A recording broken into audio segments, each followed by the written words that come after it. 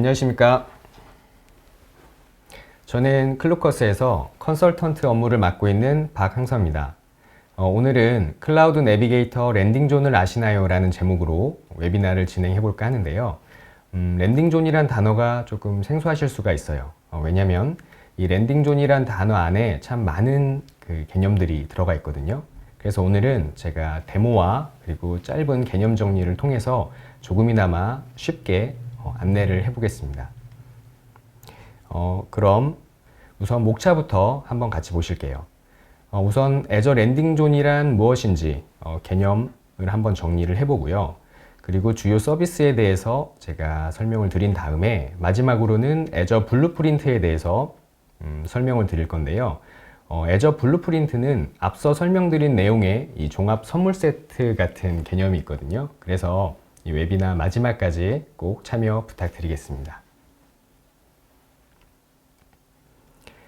그럼 랜딩존이란 도대체 뭘까요? 특히 애저에서 말하는 애저 랜딩존이란 어떻게 저희가 생각을 해야 되고 또 운영을 할 것인지 한번 이어서 설명을 해보겠습니다. 한 가지 예를 들어볼게요. 저희가 노트북을 처음 구입했을 때 보통 바로 쓰지 않고 여러 가지 설정해야 될 내용들이 있죠. 인터넷을 와이파이로 쓰겠다. 그리고 인터넷을 했으면 윈도우를 조금 잘 하시는 분들은 방화벽 설정도 좀 하실 거고요. 그리고 절전 모드로 운영하겠다. 또 나만 접속하는 게 아니라 가족도 접속할 수 있게 하겠다. 이런 식으로 기본 설정을 하는데요. 클라우드도 마찬가지입니다. 클라우드도 이런 기초 작업이 필요하고 이런 기초 작업을 구성하는 것을 보고 저희가 보통 랜딩존을 설계한다 라고 말을 합니다. 그럼 랜딩존에서는 어떤 기초 작업이 있을까요? 제가 일단 대표적인 키워드를 좀 뽑아 봤는데요. 아마 지금 화면을 보시면 좀 감이 오실 거예요. 이런 내용을 다루고 있구나. 저희가 보통 클라우드를 처음 시작하게 되면 이런 질문들을 많이 하십니다. 비용이나 아니면 운영 SLA는 어떻게 되나요? 이렇게 질문들을 하시는데요. 이 랜딩존에 있어서는 조금 다른 관점을 갖고 있습니다. 권한을 누구에게 줄지, 접속 기록은 얼마만큼 보관할지, 패스워드 변경 주기는 어느 정도인지, 그리고 이런 키워드에 대한 해답을 찾아서 클라우드에서 기초 환경을 구성하는 것이 바로 랜딩존이라고 할 수 있겠습니다. 한 가지 문제는 이 기초 설계가 중요하다는 걸 다들 알고 계시지만 처음 클라우드에서 이걸 시작해 보려고 하면 좀 막연하다라는 느낌을 많이 받으실 거예요. 그래서 제가 다음 장표로 설명을 한번 해보겠습니다. 제가 이 웨비나를 할 때마다 자주 사용하는 화면인데요. 애저에는 600개 이상의 클라우드 서비스를 제공하고 있습니다. 그래서 처음 만약에 애저를 접하시게 되면 이 많은 서비스들 중에서 도대체 랜딩존을 구성하려면 어떤 리소스를 써야 되는가, 여기서부터 좀 막연함을 느끼시게 되는 거죠. 저는 그래서 바로 이 점이 저희 파트너가 존재하는 이유가 아닌가라고 생각을 하고 있습니다. 이 화면에 보시면 여러 아이콘들이 나오는데요. 이 아이콘 하나는 하나의 서비스를 의미하고 애저에서는 이 아이콘을 리소스라고 표현을 합니다. 그래서 제가 지금부터는 이 리소스를 가지고 랜딩존을 어떻게 구성할지 안내를 한번 해보겠습니다. 지금 보시는 화면은 기초적인 랜딩존인데요. 제가 설명을 위해서 그 옆에 작게 풀어서 한번 전달을 해드렸는데 랜딩존을 처음 구성할 때 보면 애저라는 공간 안에 일단 과금이 되는 기준이 있고요. 그리고 실제 운영되는 리소스들을 이 그룹으로 담아둘 수 있는 이 리소스 그룹이 있습니다. 그리고 그 밑에 네트워크, 보안센터, 저장소 이렇게 여러 가지 리소스들이 있는데요. 이런 리소스들을 기초 세팅을 하고 나서 그 다음 이 위에 운영 시스템을 얻는 것, 이게 바로 랜딩존을 처음 시작하는 이유라고 할 수 있겠습니다. 그럼 제가 지금부터는 이 각 리소스에 대해서 하나씩 안내하면서 저희가 빈 땅에 건물을 짓는 것처럼 한번 랜딩존을 같이 설계를 해보는 시간을 갖도록 하겠습니다.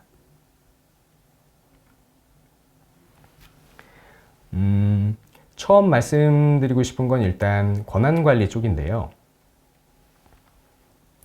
그 애저 액티브 디렉토리가 바로 이 권한관리를 해주는 주요 리소스입니다. 제가 지금 여러 그 장점들이 설명이 되어 있는데 키워드만 한번 뽑아 볼게요. 애저 액티브 디렉토리는 계정별 역할 관리를 해주는 리소스입니다. 장점 중에 하나는 요즘에 보안 이슈가 좀 많잖아요. 그래서 그 멀티팩터 그 인증을 통해서 애저에 접속할 수 있도록 기본 그 서비스를 제공하고 있거든요. 그래서 이와 관련된 그 아키텍처를 한번 사례를 보면서 또 설명을 해보겠습니다. 만약에 글로벌 회사가 있다고 해볼게요. 저희 클루커스가 성장을 해서 글로벌 회사가 된 다음 아시아 지역에 지사가 있다고 해보겠습니다. 그럼 이 두 회사는 다른 테넌트를 유지할 수 있고요. 이 다른 테넌트에는 각자 그 다른 소속을 갖고 있는 직원들이 일단 그 등록이 되게 됩니다. 그리고 이 테넌트 아래는 아까 제가 이 과금의 기준이라고 말씀드렸던 구독이 있고요. 지금 화면에 보시면 노란 열쇠로 표시가 된 부분인데요. 이 구독마다 최상위 관리자를 그 등록을 할 수가 있습니다. 그리고 이 관리자 밑에는 예를 들어서 뭐 서비스별로 그룹을 나눌 수도 있고요. 아니면 팀별로 그룹을 나눌 수도 있어요. 그룹을 나눈 다음에 거기에도 인증을 부여할 수가 있습니다. 그리고 화면 맨 상단에 보시면 그 노란 아이콘이 보이실 텐데요. 만약에 우리 회사 사람이 아니고 그 외주 회사의 직원이 있다라고 하면 그 직원한테 특정 리소스에 대한 이 접근 권한을 허용해 줄 수도 있습니다.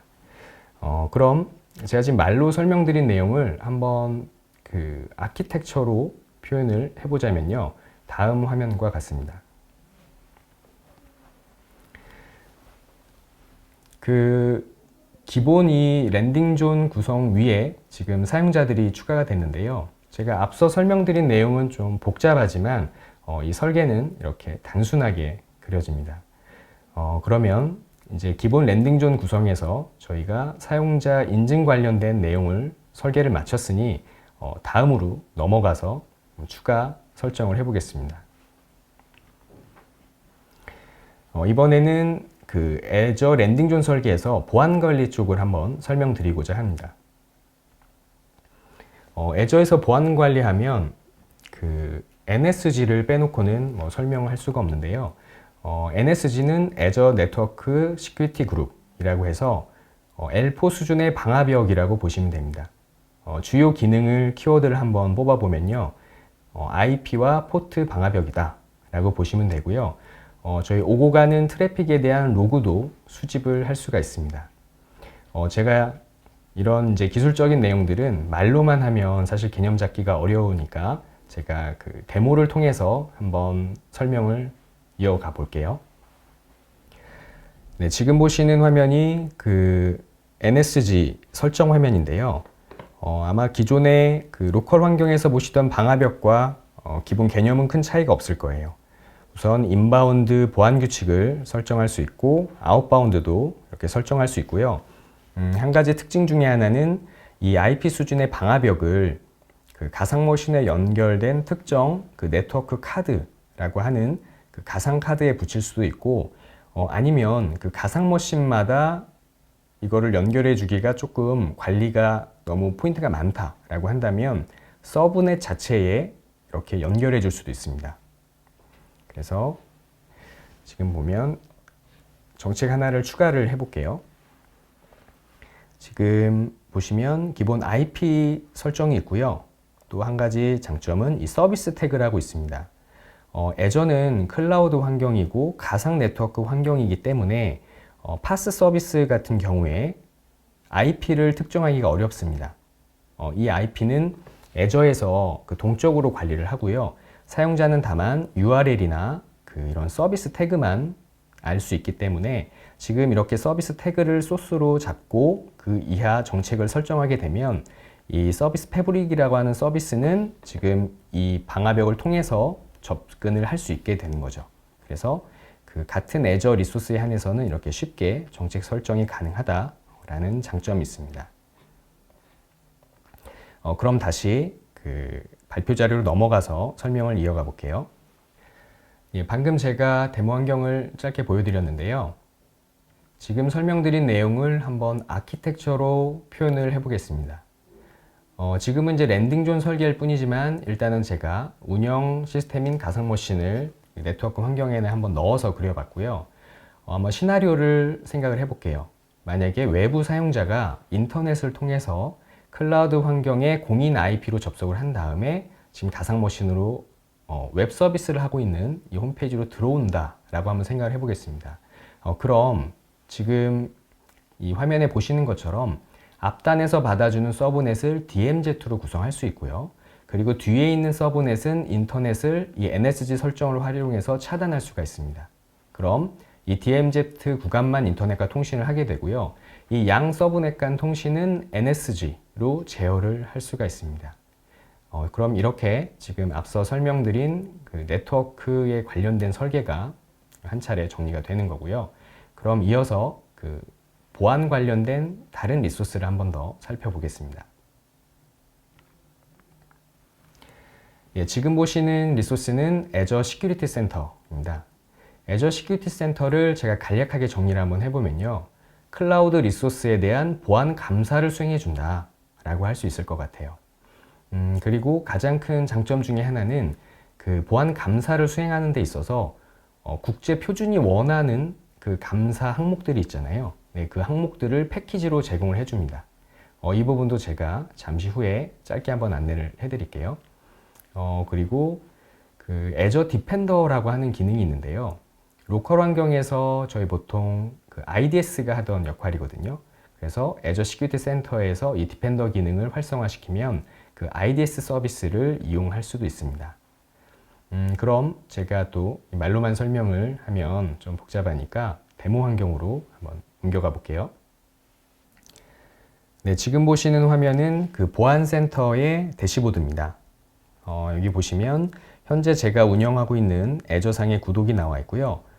권장 사항이 나와 있는데 한번 선택을 해보겠습니다. 이렇게 선택을 하게 되면 제가 지금 이 데모 환경입니다. 그래서 이렇게 빨간색으로 표시가 많이 되는데요. 이렇게 빨간색으로 표시된 거는 취약점이 있다는 거고, 녹색으로 표시된 거는 그 취약점이 해결됐다 라는 그 개념으로 보시면 됩니다. 그리고 지금 여기 보면 이 보안을 지켰다 안 지켰다 하는 걸 점수로 이렇게 환산해서 보여주고 있고요. 그리고 특정 규정들이 저희가 국제 표준을 준수하려면 지금 국제 표준 기준으로 봤을 땐 몇 점인가 해당되는 그런 대시보드도 보여주고 있습니다. 그러면 제가 장점 중에 하나라고 말씀드렸던 이 국제 표준에 대해서 한번 설명을 드릴게요. 지금 기본적으로 제공해 주는 게 4가지 형태가 있고요. 제가 만약에 ISO 27001을 준수해야 되겠다라고 한다면 관련 그 정책들하고 그리고 제가 지금 준수하고 있는지 여부를 이렇게 보여주고 있습니다. 그리고 물론 이런 정책을 커스텀하게 작성을 할 수도 있어요. 그래서 이 국제 표준 이외에 만약에 우리 회사에 준수해야 될 표준이 있다라고 하면 그 커스텀하게 입력해서 관리를 할 수도 있습니다. 그리고 이 보안 정책 쪽을 한번 확인을 해볼게요. 제가 갖고 있는 구독 안에 지금 어떤 정책이 할당되어 있는지를 보는 화면인데요.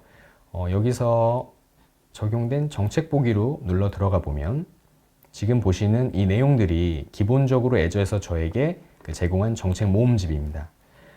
그 옆에 보시면 기존에 있던 그 시스템들을 감사만 수행할지 아니면 특정 설정이 없을 때 감사를 수행할지 이런 식으로 선택이 가능하고요. 또 하나의 장점은 이 보안 정책에 따라서 앞서 말씀드린 그 표준화 작업을 같이 수행할 수 있다는 점인 것 같습니다.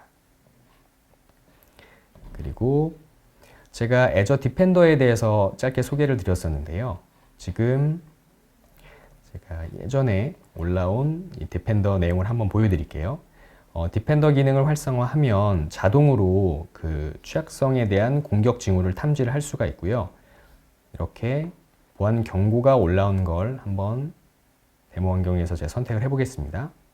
이렇게 선택을 하면 지금 언제 어떻게 이 공격이 들어왔고 이 공격이 들어온 소스 IP와 그 국가는 이렇게 됐다라고 이렇게 한눈에 파악할 수가 있습니다. 그리고 여기서 또 한 가지 장점이 있는데요.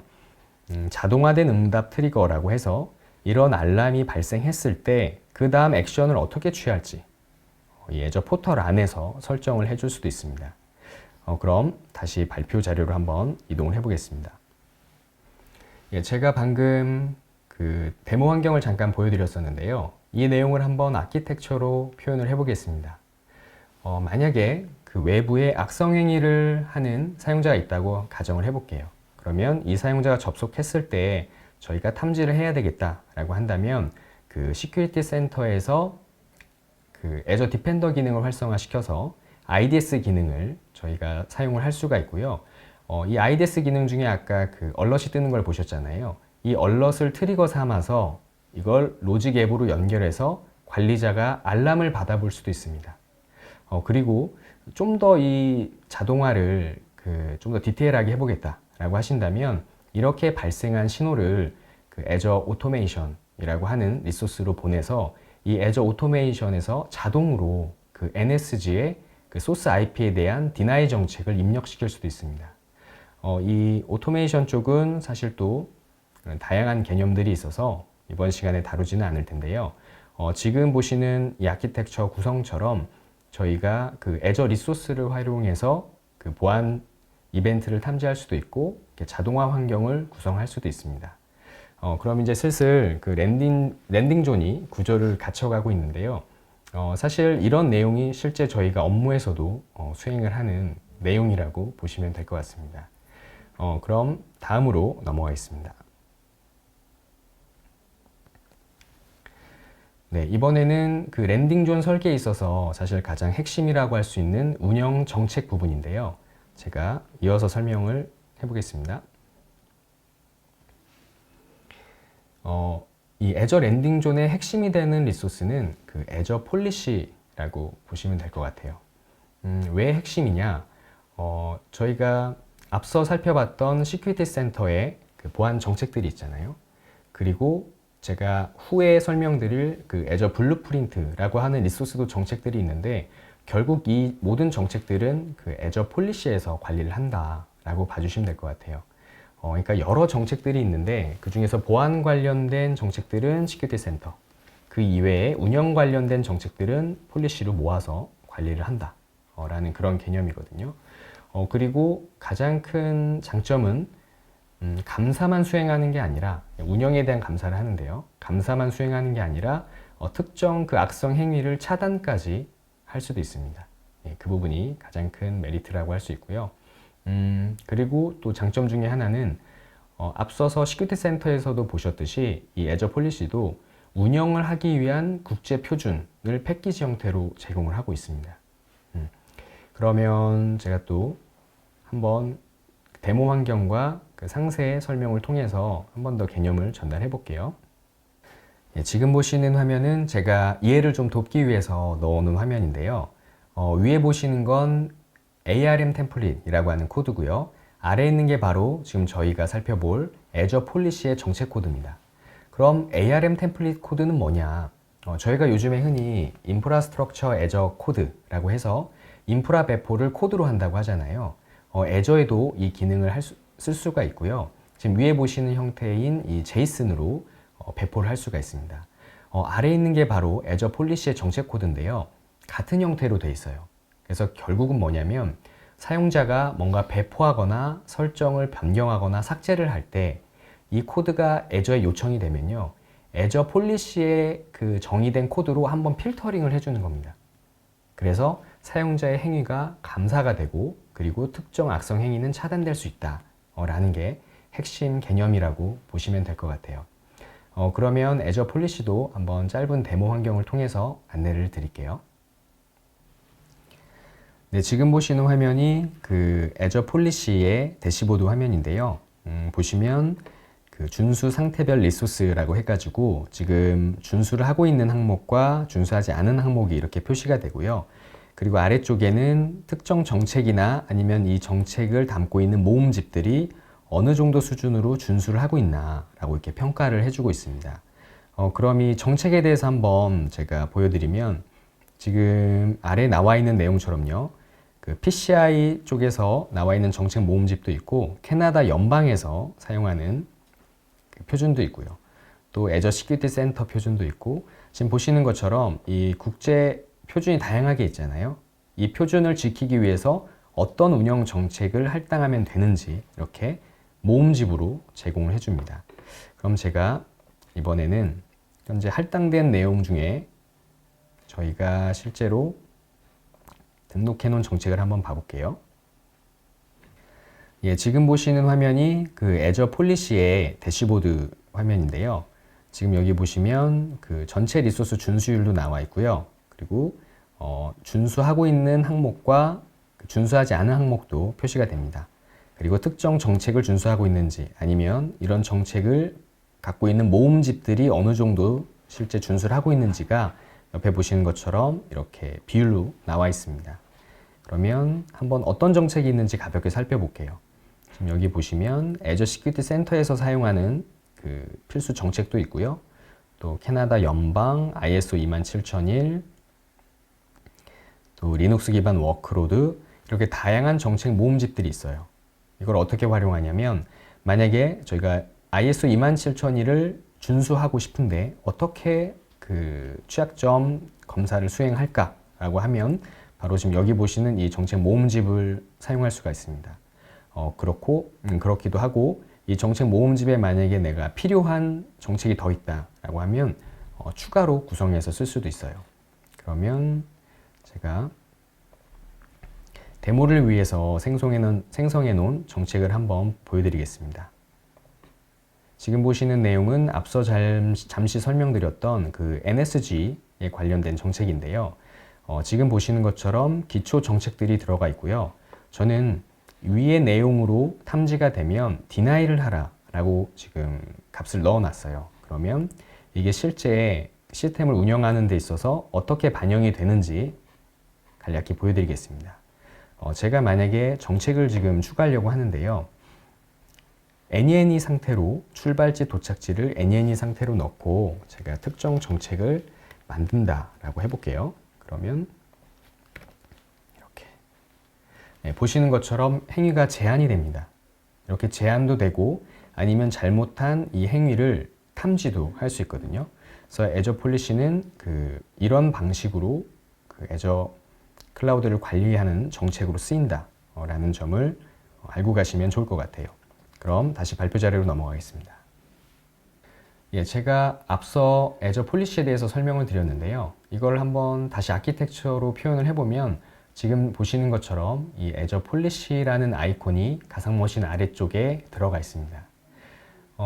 제가 앞서서 이 아이콘이 리소스고 리소스가 서비스다 라고 말씀을 드렸잖아요. 위에 보시는 것처럼 이 아이콘 하나에 참 다양한 개념들이 많이 들어가 있습니다. 아마 그래서 랜딩존을 처음 접하시게 되면 조금 어렵다라고 생각을 하게 될 것 같아요. 제 이제 바람이 있다면 이번 웨비나를 통해서 좀 더 이해를 도울 수 있었으면 하는 바람입니다. 그럼 이어서 다음 리소스로 넘어가겠습니다. 예, 지금 보시는 리소스는 애저 키볼트라고 하는 리소스인데요. 이 리소스가 하는 역할을 제가 또 키워드를 뽑아보면 키를 관리하고요. 그리고 시크릿을 관리하고 인증서를 관리합니다.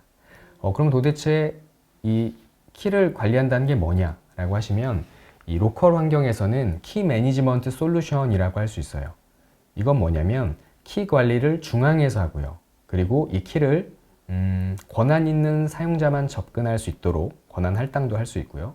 또 이 키가 일정 기간이 지나면 자동 소멸되도록 유효기간도 지정할 수 있습니다. 또 이게 말로만 설명하면 어렵잖아요. 제가 짧게 데모를 보여드릴게요. 예, 지금 보시는 화면은 이 키볼트 리소스의 대시보드인데요. 지금 아래쪽에 보시면 요청 횟수도 나와 있고요. 또 요청에 대한 성공도 표시가 됩니다. 가장 핵심이 되는 건 키와 그리고 비밀, 인증서 세 가지인데요.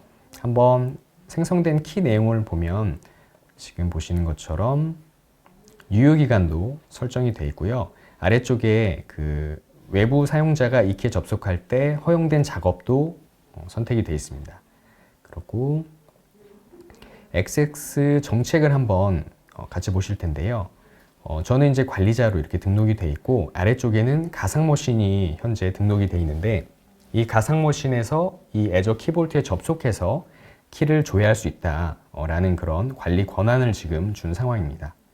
이걸 제가 한 번 더 정리해서 설명드리고자 실제 실무에서 어떻게 쓸 수 있나 안내를 해보겠습니다.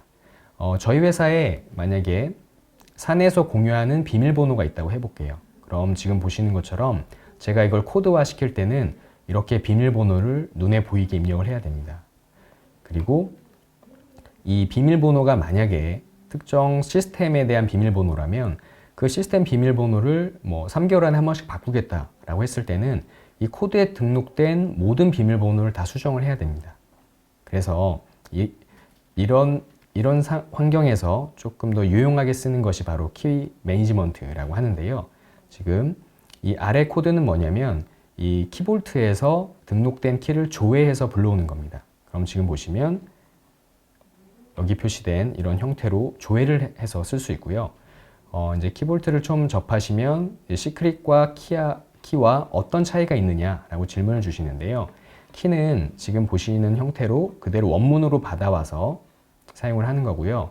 제가 이 키를 한번 조회를 해볼게요. 키를 조회하면 아래 보시는 것처럼 암호화된 형태, 원래 키는 따로 있는데요. 이 키를 암호화된 값으로 불러와서 사용을 할 때 저희가 이용을 합니다.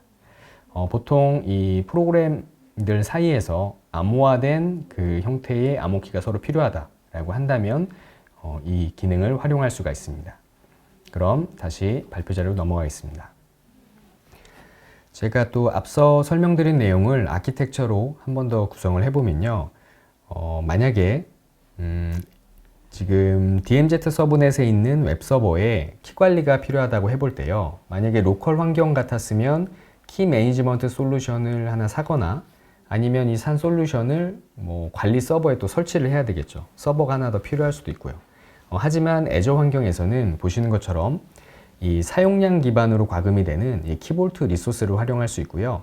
그리고 암호 생성, 그리고 유효기간 설정도 되고 만약에 외부 사용자가 이 웹서버에 들어올 때 인증서도 이 키볼트에서 관리를 할 수가 있습니다. 그럼 다음 주제로 넘어가 볼게요. 이번에는 그 랜딩존 설계할 때 저희가 또 주요 리소스 중에 하나인 이 로그 쪽을 살펴보겠습니다.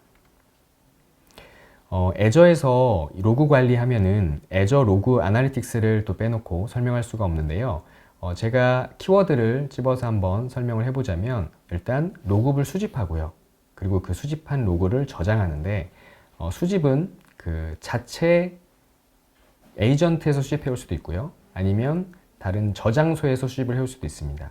그리고 자체 저장소에 저장을 할 수가 또 있고 그 마지막으로는 이 로그를 필터링하는 기능이 있습니다. 그래서 이렇게 필터링한 내용을 차트로 생성하거나 아니면 알람으로 발송을 해줄 수가 있거든요. 그러면 이 부분도 제가 한번 개념 정리를 위해서 지금 차트를 넣어 놓은 건데요. 애저에는 보시는 것처럼 다양한 방식의 로그 수집과 저장 그 경로가 있어요. 예를 들어서 무료로 과금되는 형태의 매트릭은 애저 모니터를 통해서 저희가 볼 수 있고요. 또 무료지만 이거를 그 스토리지에 저장을 할 수가 있습니다. 또 에이전트 형태로 수집하는 걸 저희가 유료 형태의 로그라고 하는데요. 과금이 되는 형태의 로그도 스토리지에 저장을 해놨다가 로그 아날리틱스로 불러올 수 있고요. 로그 아날리틱스에서 이 로그들을 다 필터링을 걸어서 제가 대시보드로 표현을 할 수가 있어요.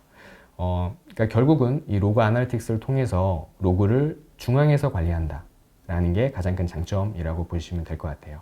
그러면 다시 한번 데모로 넘어가 보도록 하겠습니다. 예, 지금 보시는 화면이 로그 아날리틱스의 작업 그 리소스 화면인데요. 지금 고급 설정으로 한번 들어가 볼게요. 이 고급 설정에는 데이터 소스 중에서 어떤 데이터를 가져올지 설정을 할 수가 있습니다. 윈도우, 리눅스, 그리고 커스텀한 필드를 설정을 할 수도 있고요. 그리고 저희가 아래쪽에 보면 이 데이터를 처음에 어디서 가져올지를 또 선택을 할 수가 있어요. 가상머신이나 아니면 스토리지 공간에 담긴 내용, 아니면 애저 포털의 이 운영 로그, 쌓이는 활동 로그를 가져올 수도 있습니다. 그러면 이렇게 수집된 내용은 지금 여기 보시면 현재 이 보관된 데이터 양을 확인할 수 있고요. 또 데이터 보존에 대한 기간도 저희가 최대 730일까지 설정을 할 수가 있습니다. 그럼 이렇게 쌓여진 데이터를 어떻게 저희가 활용을 하느냐라고 하시면 지금 옆에 보시는 것처럼 저희가 필터를 할 수가 있는데요. 여기에는 쿠스토 쿼리가 사용이 됩니다. 제가 이렇게 해서 필터를 걸어서 지금 일부 필터링된 데이터를 가지고 온 거고요. 이렇게 가지고 온 데이터를 특정 대시보드에 고정시켜서 볼 수도 있습니다. 제가 데모 환경에서 이런 식으로 구성된 대시보드를 한번 보여드리면요. 보시는 것처럼 CPU나 그리고 디스크 IOPS, 또 네트워크, 그리고 제가 방금 필터링한 활동 로그, 또 프로세스별 메모리, 이런 식으로 대시보드를 구성하고 특정 만약에 임계치에 다다랐을 때는 알람을 받아보도록 설정을 할 수도 있습니다. 그럼 발표문으로 다시 넘어가 볼게요. 제가 앞서서 또 설명드렸던 내용을 이게 시나리오로 구성을 해보면요. 외부 사용자가 들어오는 이런 여러 통신 내용들을 저희가 이 트래픽을 로그로 일단 수집을 할 수가 있고요. 그 수집된 내용을 스토리지에 저장을 하고 그리고 그 사내 정책에 만약에 1년 동안 보관을 해야 된다라고 하면 이것도 아까 보셨던 것처럼 로그 아날리틱스로 설정을 할 수가 있습니다. 이렇게 해서 저희가 애저를 운영하는 데 있어서 필요한 로그들을 모두 한 군데 수집하고 필터링을 할 수가 있는 거죠. 그럼 지금까지 저하고 같이 이 랜딩존에 관련된 리소스를 하나씩 살펴봤는데요. 이거는 저희가 처음 그 밑작업부터 건설까지 다 참여하는 방식입니다. 그리고 이제부터는 조금 다른 방식을 보여드리려고 해요. 그 애저 블루프린트라고 하는 방식인데요. 제가 설명을 이어가 보겠습니다. 네, 애저 블루프린트는 제가 설명드리기 앞서서 기존에 앞서서 말씀드렸던 내용과 한번 비교를 해볼게요. 사실 커스텀 디플로이먼트라는 용어는 이렇게 따로 없습니다. 제가 개념 정리를 위해서 넣어놓은 말이고요. 기존의 방식이 뭐냐면 그 하나씩 리소스를 생성을 하고요. 생성된 리소스 안에 저희가 설정을 했잖아요. 애저 블루프린트는 뭐냐면 결국 뭘 생성할지, 이 안에 생성한 다음에 어떤 정책을 담을지 이 모든 내용을 패키지 형태로 묶어서 관리를 하는 겁니다. 그리고 앞서 보셨던 그 리소스들이 갖고 있는 장점이 다 포함되어 있습니다. 예를 들어서 국제 표준에 관련된 정책도 넣을 수 있고요. 또 이 패키지 형태로 관리되기 때문에 버전 관리도 할 수 있거든요. 그래서 이 부분도 제가 일단 개념 정리를 하고 이어서 데모로 짧게 보여드릴게요. 이 애저 블루프린트의 핵심 키워드를 뽑자면 일단 애저 폴리시의 정책을 활용한다는 점입니다. 앞서서 여러 정책들을 보셨잖아요. 이 애저 블루프린트의 패키지에는 그 모든 정책들이 다 들어가는 거죠. 이렇게 패키지가 된 게 바로 청사진이라고 부르거든요. 가장 큰 장점 중에 하나는 이 청사진에 대한 버전을 관리할 수 있고요. 또 이 버전별로 업데이트를 수행할 수도 있습니다. 또 참 말로 하면 좀 와닿지 않아요. 그래서 개념 정리를 위해서 한 번 더 제가 차트를 넣어봤습니다. 제가 앞서서 지금까지 해왔던 거를 저희 클루커스의 랜딩존 표준이다 라고 해볼게요. 하나의 그 아키텍처를 보셨잖아요. 근데 이뿐만 아니라 신용카드 업계의 표준이 있을 수 있고 지적 재산권 데이터 보호의 표준이 있을 수 있어요. 그럼 이런 여러 형태의 표준들을 다 패키지라고 생각하시면 되고요. 이 패키지가 업데이트 될 때마다 버전을 붙여서 관리할 수 있게 되는 겁니다. 그래서 사용자가 단순히 그 포털에서 선택하는 것만으로 나 이번에는 클루커스 표준 아니면 신용업계 표준 이렇게 쉽게 그 반영을 시킬 수가 있는 거죠. 그럼 데모로 한 번 더 보여드릴게요. 지금 보시는 화면이 그 애저 블루프린트의 시작 화면인데요. 현재 저희가 할당된 청사진이 뭔지 한번 보여드릴게요. 청사진은 패키지라고 앞서 말씀드렸잖아요. 지금 하나의 패키지가 저희 MSP Export Audit AKS라는 그 구독에 정책이 할당이 돼 있네요. 그리고 어떤 그럼 청사진이 있는가라는 것도 여기서 이렇게 모아서 보실 수 있고요. 한번 만들기로 들어가 보면 제가 앞서서 국제 표준 여러 가지 표준을 그 패키지로 제공해 준다고 말씀드렸잖아요. 그래서 카프라고 하는 애저에서 기본적으로 이 정도는 해야 랜딩 존이다 라고 하는 그 패키지도 제공해 주고요. 또 역시나 ISO 27001, 또 MPA 감사, 이렇게 다양한 종류의 패키지가 있습니다. 그리고 물론 저희는 이 패키지를 선택하고 그 수정해서 활용을 할 수가 있고요. 그럼 제가 어떻게 사용을 할 수 있는지 한번 자세히 보여드릴게요. 제가 기존에 할당된 이 정책을 한번 눌러보면요. 이 할당된 내용이 뭔지 이렇게 표시가 되거든요. 이게 보시면 하나의 리소스, 예를 들어서 네트워크 리소스가 배포되고 NSG가 배포되고 그리고 앞서 제가 데모로 보여드린 이 정책도 할당이 되어 있습니다. 이렇게 리소스와 정책이 함께 패키지 형태에 다 들어가게 되고요. 이걸 제가 한번 업데이트 해볼까요? 옆에 보시면 버전이 표시되어 있는데요. 이 하나의 패키지에 대해서 초기 버전 그리고 이후 버전 이렇게 버전별로 선택을 해서 제가 할당을 할 수가 있습니다. 이렇게 되면 저희가 그 여러 가지 상황별로 이 랜딩 존을 구성해서 운영을 할 수가 있고요. 랜딩 존을 이렇게 패키지로 관리하기 때문에 저희가 우리 회사만의 표준을 만들고자 할 때 정말 쉽고 그리고 보다 편리하게 관리를 할 수 있게 됩니다. 지금까지 저와 같이 랜딩 존에 대해서 한번 살펴봤는데요. 사실 이 랜딩 존을 제가 실무에서 경험하면서 느낀 점은 뭐냐면 참 많은 경험이 필요하구나 라는 부분이었습니다. 저희가 어떤 정책이 필요하구나 라고 하는 거는 실제로 경험을 해봐야지만 알 수 있잖아요. 그래서 이 웨비나를 보시고 만약에 랜딩 존에 대해서 관심이 있으시면 저희 클루커스에 연락 부탁드립니다. 그럼 저희가 이 시스템 운영에 관한 기초 구축을 잘 할 수 있도록 처음부터 끝까지 가이드 해드리겠습니다. 그럼 지금까지 웨비나에 참가해 주신 분들께 감사드리고요. 이만 마치겠습니다. 감사합니다.